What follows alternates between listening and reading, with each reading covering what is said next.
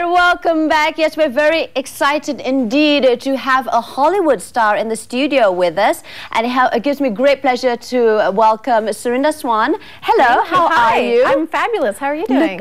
Look, I'm feeling amazed that I'm actually talking to you face to face here. So, welcome back to Malaysia. Selamat datang to Malaysia. It's been like a few times you've been here. How do you find it? This is probably my 8th or 9th time that I've been here. I love it here. I absolutely love it here. Okay, have you tried our nasi lemak and our durian? The lethal durian? Okay, I have tried the durian, and we made a joke about it on our show on Graceland. They brought a durian onto set, and everyone was like, "What is that smell?" And I was like, I think that's a durian, but that's very confusing because I only ever smelled that in Malaysia, and it was. I was right, and everyone was really impressed that I knew what it was, but I'm not a huge fan of the taste. It's okay. I'm trying to. To each and their own, it's okay. So you come from a family of actors. Is that the reason why, you know, you're here with us, I mean, in this industry?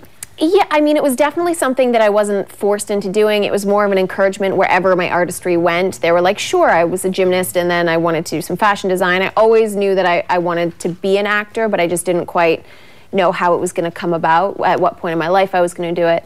But about 5-6 years ago, I became really serious about it, and I was like, all right, my whole family just supported me and was like, great, let's do this. My dad's a theater director and an amazing acting coach, and my mom was an actress when she was younger.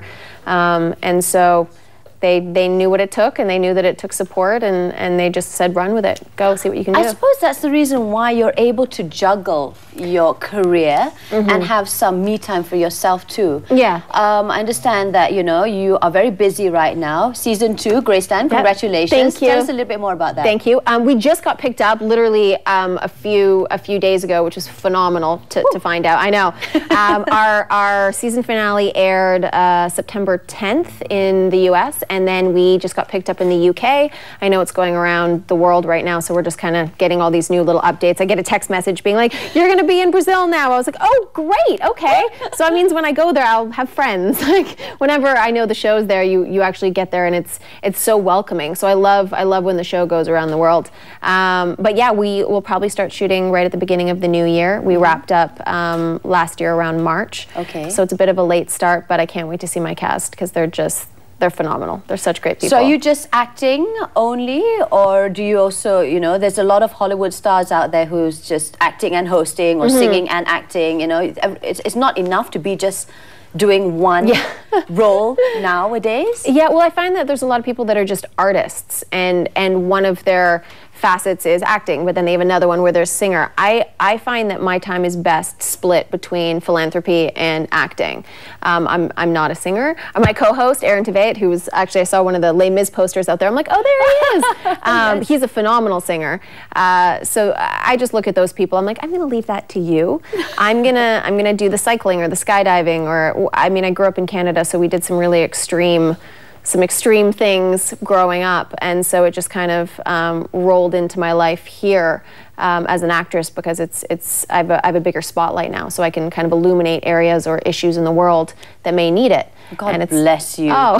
Yeah, that's right. Speaking of saying, you know, you do crazy stuff, you've cycled across Cambodia, you've skydived, you've installed nets across Africa. I mean, what don't you do, woman? What don't you do? I don't know yet. There's no real boundaries, I think, when it comes to, I mean, for us, the skydive was very simple, obviously, with the organization. That was initiated by you, right? Yeah. By 18. That was I watched a documentary on sex trafficking while I was shooting a TV show, and it just blew my mind. It started off as something that was just a image or a story on the TV, and I just knew that I had to go see what was going on. So I grabbed a backpack, and I flew here, and I flew to Thailand, and I flew to Cambodia, and I sat down in shelters, and I started working with one of the organizations called the Somali Mum Foundation, and they needed $18,000.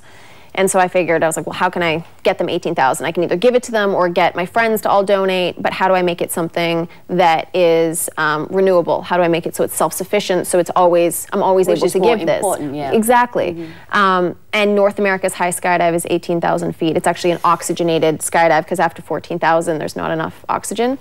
So you have to wear your little oxygen mask and you get in your plane and you jump. And our first year we raised 38,000. Our second year, our second event was 73,000. And then the event we just had 2 weeks ago, we raised just over 104,000 in less than 2 years. So it's a lot. I mean, it's definitely hard to get. It's ongoing charitable project. Yeah. It started as just a one-off, and then it did so well that we kind of did it again and then again. And so it's one of those things where now for the Somali Mum Foundation, they have this support system every year. And it's really similar to what Apshi and Aishi are doing, the two girls that are going to be coming on, because we all are with Friends to Mankind. We're within the same organization. It's just about bringing awareness, and through awareness we find funding, usually, because when people know they want to help, instead of going after their money and then educating them why we want their money, we educate them on the problem or the issue, and usually they figure out a way to either donate monetarily or through time or showing up. And that's the reason why you're here for a week, right? Absolutely. Okay. Yeah, as soon as I found out, I mean, these girls are extraordinary. Once you meet them, they're just... First off, they did a flash mob a few years ago. That's right. Which was crazy. I remember, like, we're going to do a flash mob. And I was like, oh, great. Like, 20 people, like hundreds. And it was just such, and for me, it's so important to bring awareness. That's one of the biggest things. I mean, child marriage, whether you're doing it for that or you're doing sex trafficking or malaria, whatever it may be, it's just about letting people know. So the awareness that they brought at such a young age, and to be so giving and so philanthropic, I just think they're phenomenal. They're just phenomenal girls. So when I found out they were doing this and I have a little break off of shooting, I was like, I'll be there, I'll show up, I'll do whatever you need, I want to support, and I'm here. Yeah. Well, we'll be talking to the two girls in just a bit more about you. How do you keep yourself so toned? And look at your skin, so flawless. We didn't even have to do anything with her when she went to the makeup room. She went, it's okay, it's fine. I'm going to dabble with my little makeup kit that my makeup artist has already prepared for me. So what's the secret? Give us some tips. Okay. Well, I have an amazing trainer. His name's Jason Walsh. He's back in Los Angeles. He trains everybody under the sun. He's phenomenal. My legs literally are killing right now. I had to ease myself into this chair because he trained me so hard before I got on the plane. Okay, so there is hard work. There's lots of hard work, but it's just eating healthy and just, you know, being aware of what you put in your body. I'm not on any strict diet. I don't, you know, starve myself or say I can't have something. It's all in moderation. I have an amazing skincare line that I just love to pieces called Skin Authority, and they're my gems. Whenever I fly anywhere, they just send me, they're like, where are you going? I'm like, okay, I'm going to Cambodia. And they're like, okay, it's going to be a little bit of this and a little bit of that, and they put it all together. So it's, I mean, it's just figuring out what's right for your body and keeping it simple. You don't need to go crazy. You don't need 20 different serums. You don't need to be on 30 different diets. It's just, you know, it's just... When you're traveling, what are the simple exercises that you do without your PT, you know, on standby? He gives me a little list, which is great. I'm like, okay, so I'm going to be doing this. I'm going to be like, in my hotel room, if there's ever a camera, I would look like the biggest idiot because I'm doing like weird little waddles across the floor and things like that. But a lot of it is just get out and walk. Any new city, it's actually amazing. Like, don't go to the gym in your hotel. Get out and walk around, speed walk. So if I come to your city and you see somebody walking really quickly, it's probably me. There's just many different things that you can do. There's lunges. It's all within the lunges. I know. Lunges, squats, leg raises. There's lots of ab things with a lot of twisting that you have to do. But the key is simplicity. It really is just finding something that works. It's just nothing in excess and having tons of fun. So he gives me really fun but really hard exercises. That you can actually do in the convenience of your hotel room or wherever you are. Yeah. But the main thing is get out and actually go see things. Now you said going out, exploring the city. What is one of the places, if you had to name one place, where would it be that you haven't visited and you would love to go? It's so hard because it's kind of like the duality in my life is there's so many places philanthropically that I want to go. I'm like, oh my gosh, I want to go back to Africa. I wanted to go to different places. But I think selfishly, I really want to go to Greece. I haven't been to Greece yet, and there's something about it that just seems so beautiful and romantic, and I just want to drink wine and eat cheese. Hopefully Jason, my trainer's not listening. I won't eat cheese, I promise. I just want to stuff my face with bread. But it's just that there's something about it. I think anywhere in Europe really really I'm drawn to. Maybe Paris. I haven't been to Paris. You haven't been to Paris. I know, it seems slightly like sacrilege that I haven't gone. It's okay, I just went this year. After so long, I just went this year, and I will leave you to go and explore it yourself and find out what you think about the place. I'm so jealous. Okay, we've got someone who actually wrote in with this question, Te Ku, and she would like to ask you, what would you sacrifice? What would you sacrifice in order for you to pursue your dreams? That's a tough one because part of it is anything, because my dreams aren't just for me. I think it's really important to tie in your success with the success of mankind, so it's not just a selfish, sort of narcissistic success. So in that case, in the way that I see my success and my dreams, anything, absolutely anything. Besides my morals, as long as it's not illegal or immoral. Okay. But I find that if you can find a way that you don't have to sacrifice anything, if you can find a way that nothing is an effort, it's all effortless. I mean, you have to put in energy, you have to put in time, you have to put in work, but if it's not something where it's a sacrifice, where you really feel it, I mean, for me, my sacrifice is probably going to be privacy. That's going to be one of the biggest things, is I'm not going to have a lot of privacy in this industry. How have you kept your privacy intact and, having a personal space? Yes. I don't really, it's not that I don't value my privacy, but I really don't think that whenever I see people, I'm really excited to see them in general. Like if somebody comes up to me and is like, I'm a huge fan, I'm like, I'm a huge fan of you being a huge fan, thank you, because it's I'm working hard, and I appreciate somebody coming up and telling me that they like what I do. That's a breath of fresh air for someone who, is not all... You know how we meet these Hollywood stars and automatically we think they're only nice to you in front of the camera, but behind cameras, really, she's so down to earth, so humble, and she's a sweetness altogether. We've got another, you're popular, another question coming in on Twitter. How do you keep your hair so luscious? Oh, well, you can't see it. Okay, if I turn that way, you can. Wait, there we go. Now you can see it. I actually just chopped it off. It was down to here, and I just chopped it right about, I'm looking at the camera, the big TV right there. So basically, I just chopped it to like right there. And reason for that, or you just... It's not luscious. I'm gonna be like, my publicity are gonna be like, no, it is luscious. It's luscious. It's not. They dye it, they crimp it, they curl it. It's all products and lies. Like when you're in this industry, I was a brunette the whole time, and then for Graceland, they decided that I was gonna be a blonde, and they dyed my hair 5 times to get it to the shade that they wanted it to be. And so in the industry, it's not that glamorous. It's not, don't believe everything you see. I mean, it's a lot of work and a lot of things. So that's why How do you keep yourself grounded and not get too caught up with the whole craziness of Hollywood and fame and, you know what I mean? Yeah, it's when I get to leave. I mean, there's nothing more grounding than going to, Kenya or South Sudan and sitting in a refugee camp and going, no, this is the world. I live in a very, very, very small percentage of the world. Like my reality is very minute when it comes to what's going on. So I travel, I see the world, I make sure that I'm educated on the issues. I don't punish myself because I get to live in a beautiful place in the world, but I make sure that it doesn't make me ignorant, it doesn't make me inactive. It makes sure that, as I said, that now my success is now something that's for others as well. Just because, for me, because I was born in North America, I'm never going to be up against sex trafficking. I mean, the odds are very, very slim. I'm not going to be up against child marriage. But these girls that are in Cambodia or Africa or wherever they are, demographically, they are going to be up against it. Sadly. Which is so horrific. So I have to make sure that I don't, just because it's my freedom, that I don't forget that it's not other girls. So that's what keeps me grounded. And then I go, oh great, this job is something that I can make a difference with, as opposed to just be like tweeting about I love shoes or whatever it is. I so feel you. Well, thank you so much. Very wise, kind words coming from a Hollywood star. Now we're going to continue our discussion with Serinda in just a bit. We're going to go for our first break here on Bella Weekend, but do stay tuned. We have more coming your way. Great. Don't go anymore, because when we come back, Serinda will still be with us to talk more about her involvement with Friends to Mankind and to take us through the Dance Effect concert.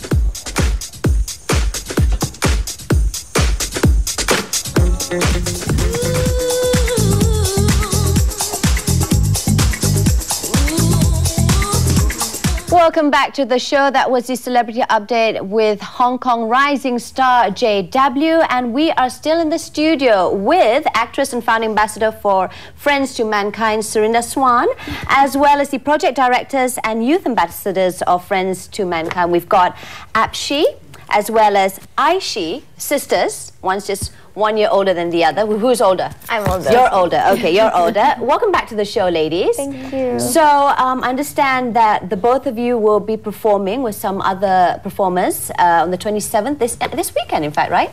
Next Friday. Oh, next Friday. God, okay, yes, that's right. Sorry, my dates are all gone wonky. Okay, for those who did not watch the interview when you guys were here, perhaps you can tell us a little bit more with regards to the Dance Effect concert. So the Dance Effects concert is on the 27th of September. Which is actually, I'm sorry, this coming Friday. Okay, so I'm not wonky, alright. Okay. So it's going to be at Publica, and we have like a wide variety of dances. We have like hula, and we have ballet, and classical ballet, and then pop ballet, and we have a lot. And our aim is for 100,000 ringgit. And this will be donated to 50% to the Girl Effect, and another 50% will be given to 3 local charities, which is Fuji School, which is for the refugees. Deborah Henry, our former co-host, yeah. And then it's for IQ 70+, which is for the mentally disabled kids. It's a home. And then finally it's the Make-A-Wish Society of Malaysia. So, you know, they grant wishes to terminally ill children. Oh, bless your souls. I mean, Serinda was just saying how amazed she is with the both of you, you know, at such a young age, already doing so much. And here we are thinking, because you've raised about 70,000 already. Now we have 85,000. Right? 85,000, and still it is not enough. They're reaching, their goal is 100,000. And we're just talking about this in the makeup room, about just how crazy these 2 young girls are to do what they're doing. It's insane. I mean, it's one of those things where you look at what you were doing when you were 16 and 17. And you're like, definitely not doing anything right now. So let's talk more about you guys and what you're doing when you're 16 and 17, because that's pretty phenomenal. And it's just an awareness. I mean, that's the thing, is a lot of people do it for just one cause, but you're doing it for 3. You're bringing awareness to 3 different organizations and 3 different causes to support, and there's just such an education, and also you're making it cool for young girls to do. You know, there's something that's so important about having philanthropy become cool, because then everybody wants to do it. Yeah, everyone jump on the bandwagon of being, you know, doing something for everyone else. So how did you rope in Serinda to be part of this project? I wanted to. I wanted what they were doing. I heard what they were doing, and I was like, I'm there. I mean, I've known you guys for about 5 years now. Yes. And so I've always had them on my radar. I've always been supporting however I can with what they do. But I actually didn't know much about the flash mob. I remember being around, and I heard a little bit about what they were doing, and I remember kind of being like, oh, they're gonna go dance with a bunch of people, and that's what they're gonna. And then I saw what they actually created and how they were able to bring everyone together. It was like 100 over people involved. About 100 people. And we had no idea. We were like, my mom was like, actually, there's 100 people here. And we were like, wait, what? Yeah. And it was all spread through social media. Or that's crazy. Well, kudos. And that was a few years ago, right? That was 4 years ago. 2 years ago. 2 years ago. Oh, okay, we're getting our dates all wonky.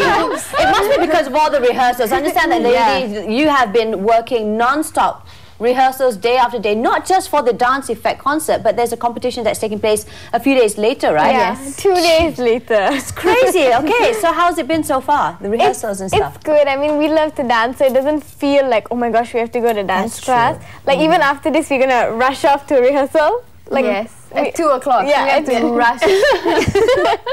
But it's fun. It's fun. It's like a way to just get away from schoolwork, and like when we're stressed out about anything, you know, we get to go to dance class, and it's always fun. And it's nice because our friends, like when we did the flash mob 2 years ago, and I remember telling my friend, and we just showed her the video of the Girl Effect, and then she was like, yes, I want to do it. What is the Girl Effect, for the benefit of our viewers who are not in the know what Girl Effect is all about? It is a charity organization that supports adolescent teenage girls, and they are so amazing. They just say that you have to just educate them, and it would change everything. Girls have the power to end poverty, and they say that you can end child marriage within a generation. Within a generation, because if you delay their marriage for about 7 years, then they'll have kids later, and their kids will have later, and so then it just everything will ends. You end. think that child marriages don't take place in this modern era Yeah. technological Exactly. world that we live in, but it still does happen. It's really, really sad when it's accepted by some cultures out there where she's 13, she's good enough to go and get married, and it's just crazy, isn't it? The numbers are insane. I mean, even a week and a half ago, that 8-year-old in Yemen died on her wedding night, and it's was terrible. It's horrifying. And that's the thing is, when you're dealing with all of these statistics, and also once you hear about the issue, and then you start to go down the list of actually where it's happening and how many it's happening to.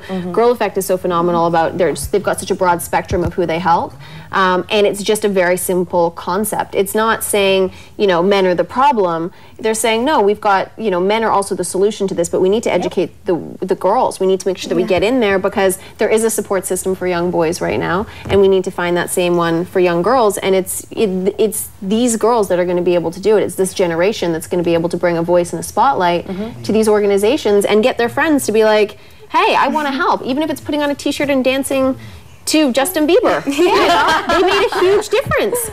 And 2 years later, they're raising, they will raise, we're going to get there, and I know we're going to get there, 100,000 ringgit. That's insane. It's amazing. So 85,000 ringgit has been raised so far. The concert is this Friday. So how can we help? I mean, the viewers at home, how can we spread the love and say, come on, we just need another 15,000 or more? Or more. Yes, just come in to just hit our goal. We'll take more. It's fine. We'll totally. We're not gonna give it back. Be like, no, we've done it. We're fine. Thank you so much. I mean, we're not scraping the bottom of the barrel with the problem here. Obviously, the more we can help. We're all going to be there. They're going to be dancing. I'll be there doing some hosting. Come down and see us. I know you can donate online. Yeah, you How? can go to the Facebook website, which is facebook.com/friends to mankind, and there's a number there. It's, I think, Miss Uma, and you just call her up, and then you can donate. And we also have an online fundraiser on the Global Giving website where people can choose how they want to donate. So if you want to donate like just 20 USD, it's school books for a year for Yeah, girls. so you know exactly what the money's being used for. It's like a tangible outcome. Yeah. So it's not just, sometimes when you have $1 towards diabetes, it's like, well, that's lovely, but what exactly am I doing? Exactly. So when you can find out, what did you do today? Well, the price of my coffee, my $5, actually went and protected a child from being sold into sex trafficking, or was a medical exam, or whatever it may be. So both of these, I mean, you can find out both obviously through Facebook/Friends to Mankind, and then go from there and see. But we obviously donations are not just monetary. It's a phone call, it's a tweet, it's a retweet, it's a Facebook post. It doesn't have to, if you don't have the ability to donate monetarily, do what she did. Show a video to your friend. Let them know what's happening with Girl Effect. Let them know what's going on around the world. This isn't just specifically for one cause and then it's over. We just really want to bring awareness, and that's why I support them, because they're huge influencers and awareness makers. And they keep doing it over and over and over Exactly. again. So college is coming, it's just around the We corner. already started. Already? Yes. Youths. So are you going to be continuing your charitable work Yes. and stuff? Yeah, we don't want to definitely. stop. I mean, we're so fortunate. It wouldn't be fair for us to just, enjoy everything we have and not think about these other people who don't get it. They don't get to go to school. They don't get to go to dance class, Anything we want, our parents are like within reason. They're like, yeah, go for Within it. reason. So both of you will be flying off to study, or just... Yeah, I'm going next September. Okay. And she will be going the following year. So how will that, how will that happen now that we're going to be separated? The dream team. Our dream team is being separated. And maybe hopefully I could do something when I'm away and she could do something here. Yeah. That's Okay. what we would hope. And they've to got do. me, so I'll be there. Obviously, you're coming to New York, aren't you? Yes. Oh, wow. Yes. So she's coming to my home turf. So I'll be watching her. You know the problem with giving into these charities. I mean, I love. I condone it. I do it. But then, there are just one or two rotten apples in where they'll just say, "Oh, this is for charity," and then in the end, that 100%, 10% goes to whatever charity home they are rooting for, and the other goes into administration work. How can we at least let the public know? I mean, for the charity homes that you've already chosen, I know most of them, and they're reputable organizations. But how can the public not be duped into giving into syndicates or making sure that these charitable organizations are really channeling the funds accordingly? Research is great, first and foremost. You do a little bit of research. You can ask them straight up. I know with the skydive that I just did, 100% of donations went. So we took on the back end cost. Okay. So you can ask us straight up. You can see it online. You can look at, like for the Somali Mum Foundation, they're completely transparent. So you can see where all the funds go, as well as the organizations that we're working with for Dance Effect. So it's just, I mean, sometimes you have to do a little bit of due diligence. You have to look something up. But a lot of the time you can see who has donated, if they're accredited by XYZ. It's, I mean, there's, I don't want people to be afraid of donating, because at the end of the day, even worst case scenario that 10% still goes, it's still going towards a cause. But just ask. Straight up ask them and say, you know, how much of this actually goes to the charity? And you can always find more information on their website. That's wise. So it's, I mean, it's asking around, and it's looking, I mean, for us with Friends to Mankind, we're soon going to have a list of organizations that are wonderful. You can always go on the UN as well. The UN is one of the best places to find nonprofits that you want to help. Well, thank you, Serinda. Any last words from the ladies before we wrap up the interview, Apshi? I would just say come support us, you know. That would be the biggest thing right now. We just need as much support. Tables are like going for 1,000, is tickets, it? Tickets, not tables. It's on donation basis, so if you donate 1,000, then you get a ticket. And we also want to put it out there that when we organize the Dance Effect, we hope that other people will do it as well, so it's a ripple effect. Because we had this girl, she's my friend, and she's quite shy and quite, like, quiet. She didn't think she would be able to do anything. But then, like, we were doing the Dance Effect, and then she went to her school and she did this Mufti Day, and she raised about $7,000 and gave it to us for the Dance Effect. She's one girl in one school. And she was shy. Yeah, she's very shy. And you know, it's just we want them to see that if I'm 17 and she's 16, we're just sisters in Malaysia, we can do something that anyone can do. And she's only 15. 15. Yes. And $7,000 all by herself. Yeah. Well, it truly is the girl effect. Yes. It really is. You know, it is the girl effect. It's a girl ripple effect, and giving out so much positive, good vibes to everyone, spreading the cheer, the love, and the donations, of course. We're still wanting that. Of course, they're aiming for 100,000, but more is good. More is great. Good. More is fabulous. So yes, do log on to the Facebook. They've got all the details there. You can also go onto their website at friendstomankind.org. To find out a little bit more with regards to this, if you're a little bit cynical, for those cynics out there. In the meantime, once again, thank you so much, ladies. All the best. Is it break a leg? Is that what you said? Yeah. Break a leg. You can't say the other word, the G word. Okay. Break a leg. And Serinda, it's so good to finally have met you, and she is really, really such a sweetheart.